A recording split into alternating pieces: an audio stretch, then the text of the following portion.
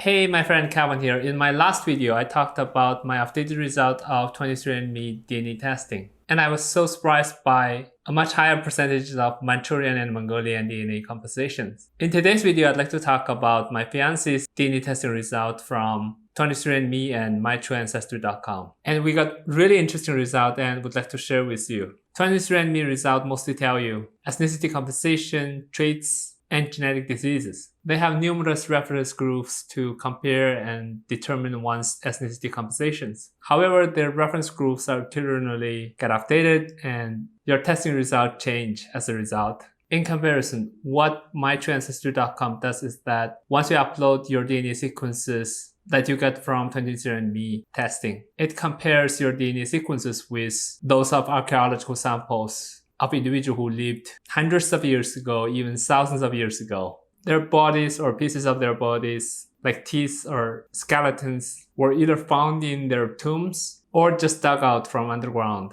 So it's my understanding that 23andme compares your DNA sequences with current day or modern day populations, whereas Mytrueancestry.com compares your sequences with Asian people who have been dead for a long time to determine who might be your ancestors. So you might be able to find your direct ancestors from hundreds of years ago. Let's start with her Mytrueancestry.com results, which is very interesting. And then let's move on to her 23andme results. Because I think that the matches with the Asian people are more reliable than the ethnicity composition provided by 23andme due to sometimes changing reference groups that they use. So here comes the most interesting data.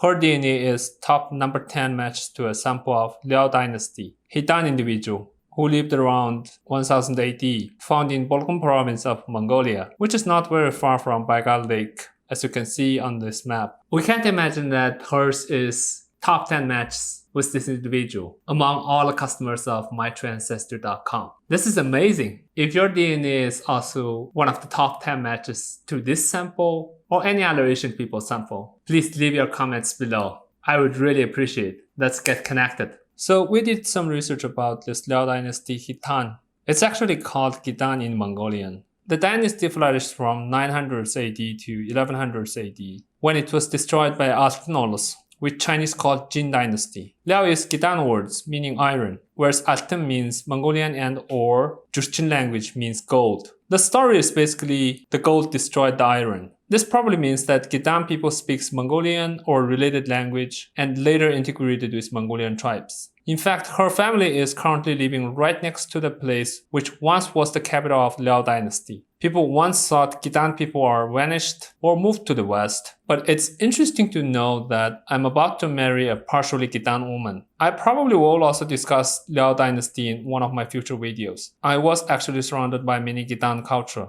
which was once destroyed and currently under reconstruction. Next one is that her raw DNA is 94% closer than other matching users to an Longshan culture individual's fragments, which dates back to 2050 BC. This culture is also referred as Black Pottery culture, a late Neolithic culture in the middle and lower Yellow River Valley areas. Next one says that her raw DNA is 91% closer than other matching users to Samtsung Lichavi 500 AD.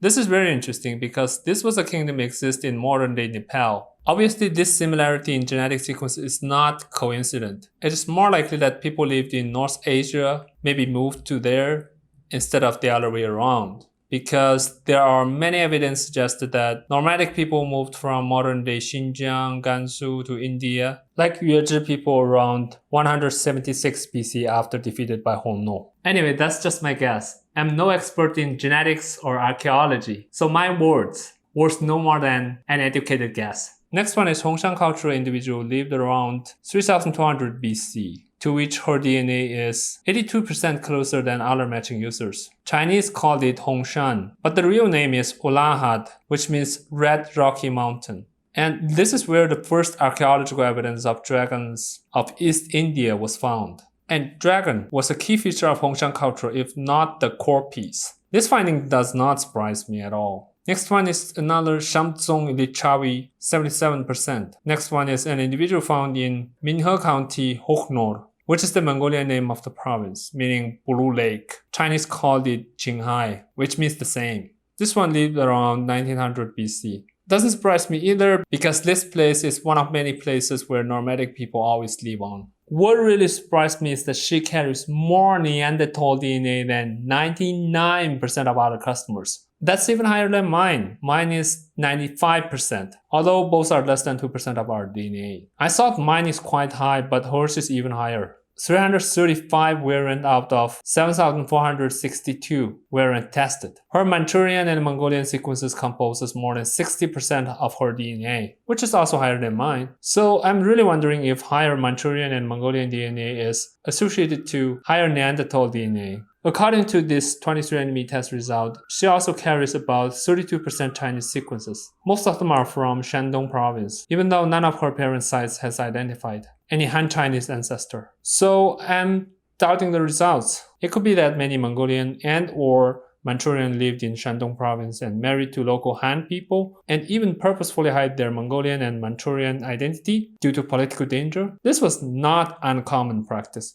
especially around the times when one dynasty was replaced by another. She also had a little bit of Japanese and a little bit of Native American. She has a much higher percentage of Central Asian DNA than me, 4.4%, mine is 0. She shares 0.1% with Northern Indian and Pakistani. This does not really surprise me either. People lived in Northern Asia and Northeastern Asia have moved several times to current-day India and Pakistan from the west side of Himalaya mountains over thousands of years. Alright, that's pretty much what I wanted to talk about today. If you enjoyed watching, please don't forget to click the like button below, subscribe to my channel, and turn on that notification bell. She's going to test her parents' DNA sequences as well. If they agree, I might share their testing result in this channel, as well as my parents' DNA results. It's going to be really interesting to put them together and compare. And it's gonna tell us a lot about our ancestors that even my parents didn't hear about. So again, if you're interested, please don't forget to subscribe to my channel. That way you won't miss it. Thank you very much. As always, see you next time.